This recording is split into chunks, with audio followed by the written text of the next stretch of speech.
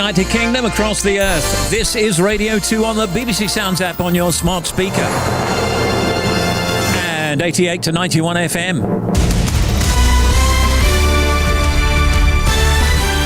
BBC News at 4 o'clock. This is Anthony Badgley. The family of a 12-year-old boy who has brain damage say they're planning to appeal against a High Court ruling that his life support treatment should stop. Archie Battersby was found unconscious at home in April. His parents want his treatment to continue, but doctors at the Royal London Hospital say he's medically dead. The government will this afternoon outline its plans to override parts of the post-Brexit deal which cover trade with Northern Ireland.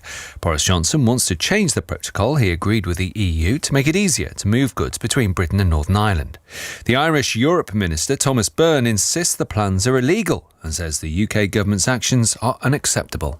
One shouldn't underestimate the reputational harm that's been done to Britain at the moment. I was in America last week. I speak to a lot of European contacts as well. People are utterly astonished that a British government is picking apart a treaty which it freely entered into. This is not the way modern democracies operate. The Court of Appeal is expected to give its judgment this afternoon on challenges to block the government's policy to deport some asylum seekers to Rwanda. The first removal flight is due to leave tomorrow. The Prime Minister has dismissed claims that the government's new food strategy for England fails to tackle obesity after it left out a recommended tax on sugar and salt. He said the best way to lose weight was to eat less. Mr Johnson also insisted the proposals would allow farmers to grow more food and create more jobs.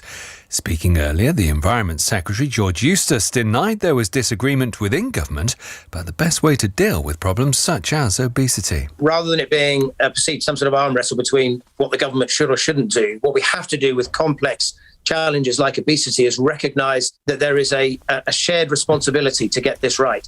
There's a role for government to set the right regulatory framework to encourage the right behaviour. There's a role for industry to use their technical expertise. And then, there's a role for all the public as well. Fears of a possible recession in the UK are growing after the economy shrank for a second month in a row. Official figures show a fall of 0.3% in April after a smaller decline in March.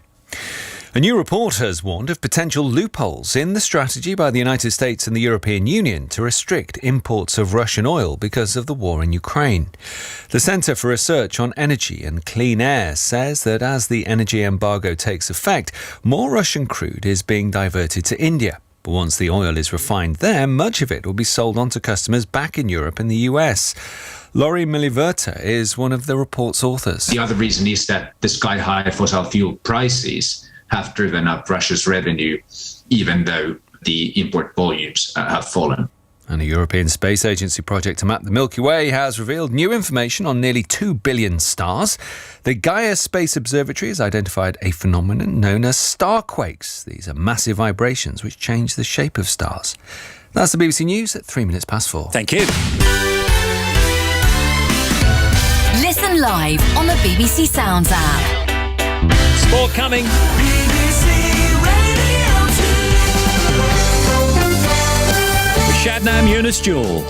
Well, let's start with cricket, Steve. It's tea on day 4 of the second test between England and New Zealand at Trent Bridge, with the visitors on 114 for 2. That's a lead of 128 runs. England were bowled out for 539 earlier. Another milestone for James Anderson today. He's claimed his 650th test wicket when bowling out the New Zealand opener Tom Latham.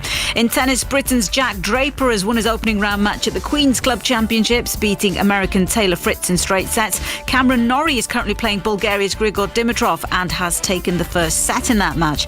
In Formula 1, Lewis Hamilton says he will be competing at the Canadian Grand Prix despite experiencing pain in Sunday's race in Baku. The 7-time world champion says he's had some treatment for a sore back and wouldn't miss it for the world. Striker Erling Haaland says he wants to improve as a footballer after completing his move to Manchester City on a 5-year deal. The Norwegian has scored 86 times in 89 appearances for Borussia Dortmund. And Chelsea have extended Billy Gilmore's contract for a further 2 years until 2024. The Scotland midfielder spent last season on loan at Norwich. Thank you.